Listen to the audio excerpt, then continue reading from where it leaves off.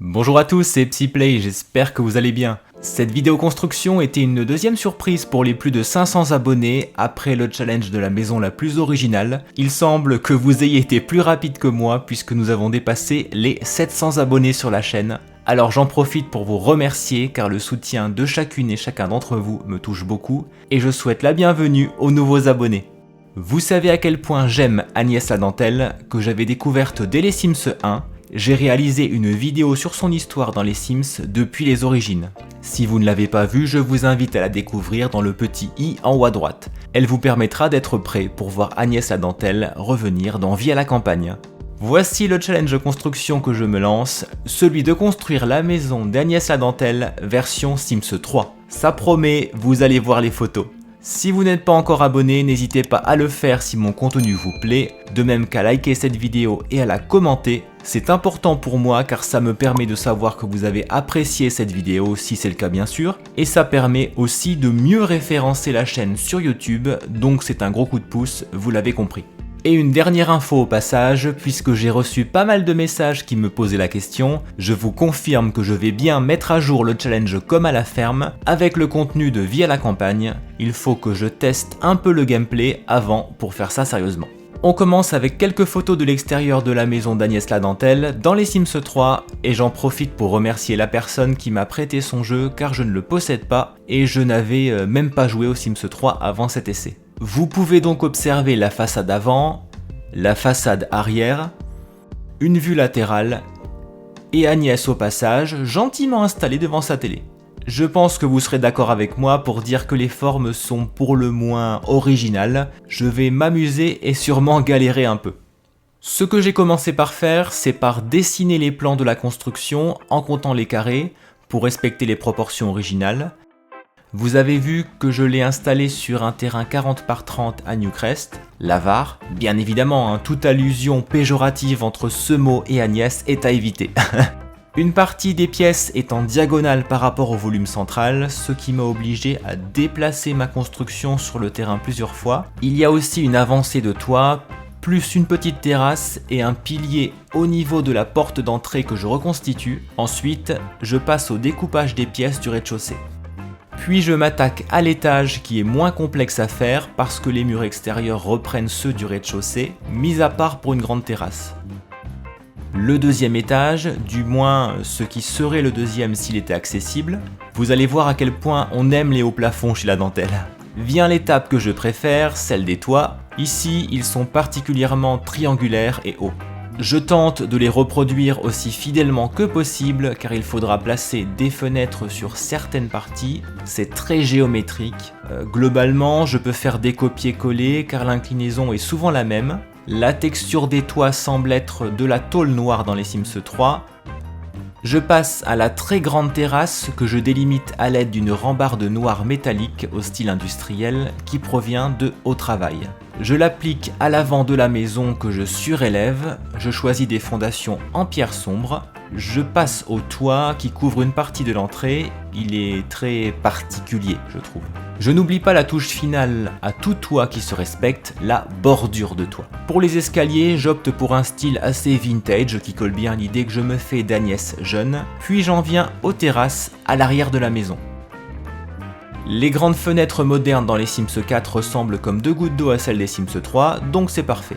Je pose aussi de petites fenêtres carrées à gauche, et pour les poser sur les murs de toit, je dois activer le code bb.moveobjects_on, et je continue à placer ces grandes fenêtres, mais franchement, je galère à trouver un écartement qui reproduit le modèle.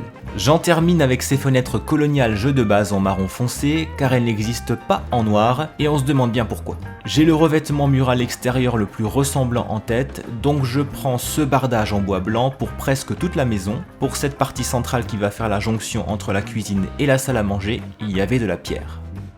Une grande allée en U inversée et bétonnée mène à l'entrée, et sur celle-ci trône la magnifique décapotable d'Agnès que je vais chercher dans le débogage. Pour le coup, c'est la jumelle de celle des Sims 3. Je me décide pour une porte moderne et grise jeu de base. Allez, on passe à l'intérieur avec deux photos du très grand salon qui est très peu meublé. C'est bien EA qui a décoré la maison, pas de doute.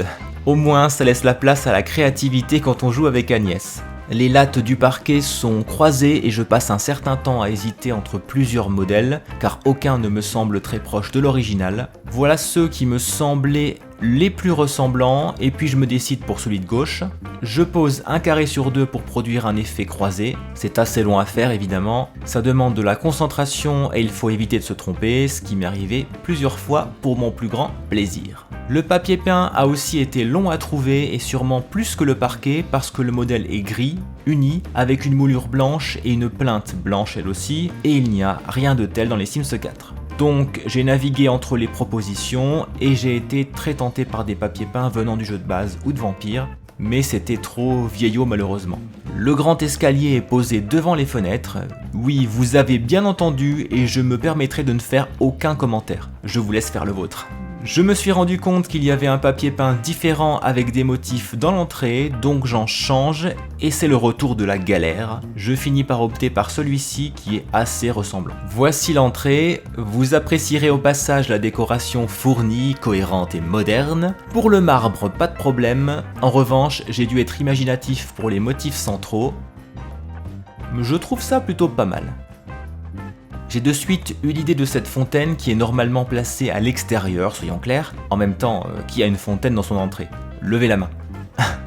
Et il n'y avait pas de plante proche, donc je place celle-ci que je trouve plus belle que celle de départ. Il y a quelques choix de fauteuils rouges, donc je fais des essais et je les positionne comme il faut avec une table ronde centrale d'écologie. Franchement, qui met des fauteuils dans des sens opposés comme ça? C'est bizarre, non? Je regarde de nombreuses grandes lampes sur pied et j'opte enfin pour celle-ci que vous allez revoir dans la maison. Je termine la décoration autour de la porte en réduisant cette plante notamment. C'est conceptuel. Je pars en mission pour un tapis gris et uni et je vous épargne mes tergiversations. Celui-ci n'est pas le plus classe, mais il rappelle le modèle je trouve. Ensuite, il me faut trouver deux tableaux, un qui représente un homme austère habillé de noir et des tournesols. Bon, j'ai dû faire tous les tableaux du jeu pour me décider pour ces deux-là. Voilà le reste du salon et notamment la partie centrale qui est occupée par une table basse entourée de canapés et de fauteuils, c'est très convivial. Ça respire la joie de vivre, n'est-ce pas? Je reprends le même tapis tant qu'à faire et je vais chercher péniblement des canapés et des fauteuils. Pour certains, ils rappellent globalement les originaux. Cette table basse me va bien et je poursuis avec des tables d'appoint ou des guéridons blancs. Ce mélange d'ancien et de plus moderne dans la décoration est vraiment étonnant je trouve. Voilà la magnifique statue version contemporaine moche de la Vénus de Milo. Alors j'en trouve un certain nombre, ce qui me prend des plombes et je choisis finalement celle-ci que je changerai plus tard, vous verrez. J'avais presque oublié les rideaux. Sacrilège. J'ai pris ceux-ci qui viennent avec chien et chat, je les trouve épiques. Le coin en triangle par rapport au volume général de la pièce avec une décoration assez minimaliste encore une fois.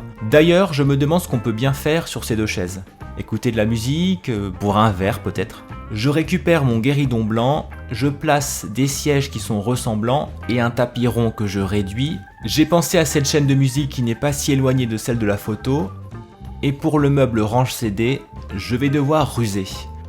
Le coin sous l'escalier, à la fois buvette, bibliothèque et salle de musique. Encore une fois, j'ai consacré de longues minutes à la recherche d'une bibliothèque. Je voulais absolument replacer les lampes girafes pour rappeler le doré de l'original et je me suis finalement décidé pour celle-ci.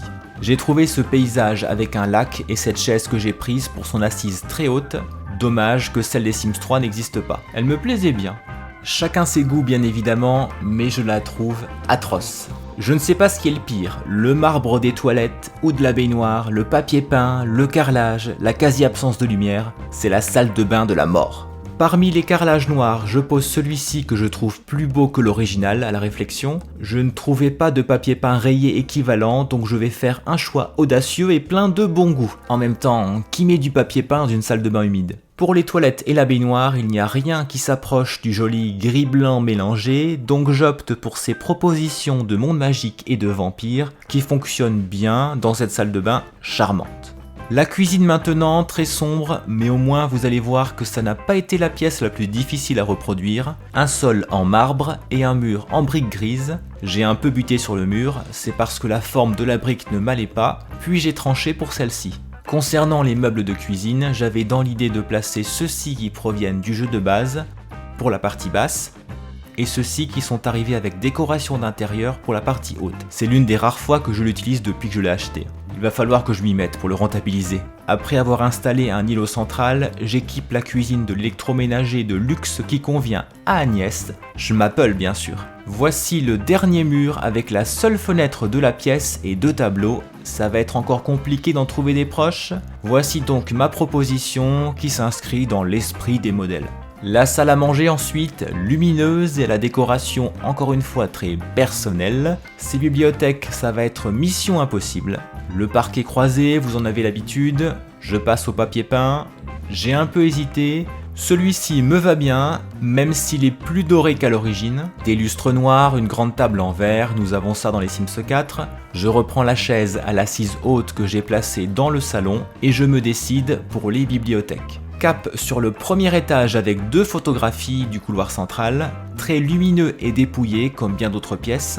Ça va aller vite, le même parquet qu'en bas, la même plante d'intérieur que dans l'entrée, des chandeliers, une table d'échecs et 2 chaises hautes, mais en blanc cette fois. Place à la chambre d'enfant qui n'a jamais été occupée apparemment, car le mari d'Agnès est décédé avant qu'elle puisse l'être, malheureusement, sombre et assez triste. Pas de papier peint semblable, donc je pose celui-ci à motif bateau qui vient du jeu de base, ce sol et ce lit d'écologie, une peluche qui accentue la mélancolie de cette pièce et un tableau. Pas de girafe à ma connaissance dans le jeu, donc j'ai pris ce renard de mini-maison que je trouve mignon. 2 vues de la grande chambre d'Agnès, sombre comme une grotte, le parquet encore une fois est toujours le même. Pour trouver le lit à baldaquin d'Agnès, j'hésite entre celui de vie citadine, d'île paradisiaque et de monde magique pour me décider pour le premier en bleu. Je reprends les guéridons du salon mais dans une autre couleur et le tapis rond. Appréciez le coin dressing d'Agnès, ça donne envie, je sais. Je place 2 meubles de décoration d'intérieur pour produire un effet commode, la même lampe sur pied et le palmier du kit d'objets paranormal mais rétréci. On termine avec le coin salon de la chambre. Elle se met bien Agnès sur son petit canapé devant la télé quand même.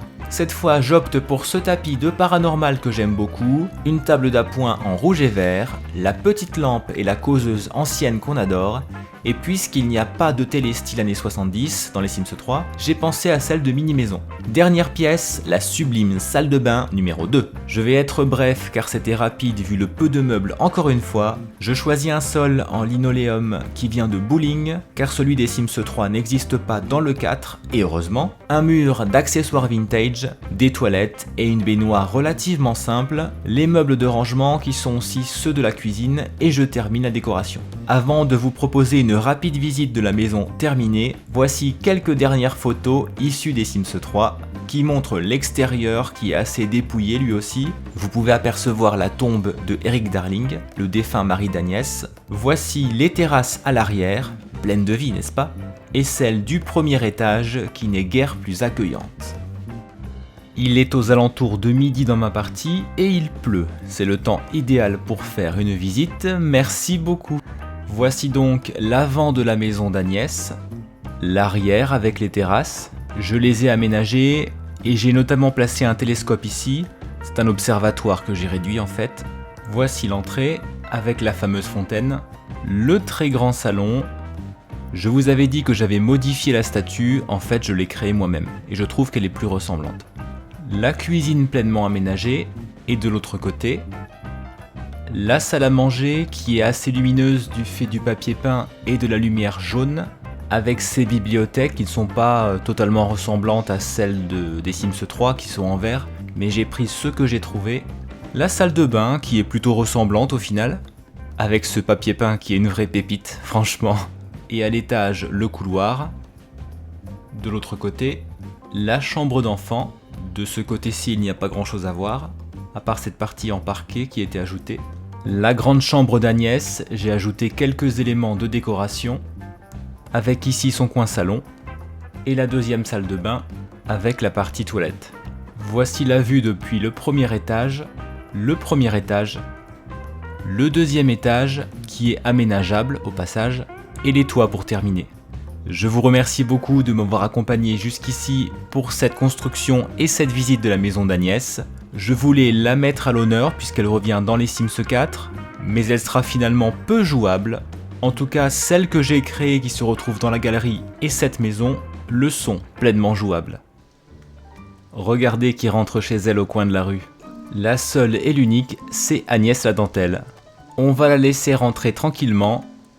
Je n'ai plus qu'à vous remercier à nouveau pour avoir regardé cette vidéo jusqu'au bout. Et je vous dis à très bientôt.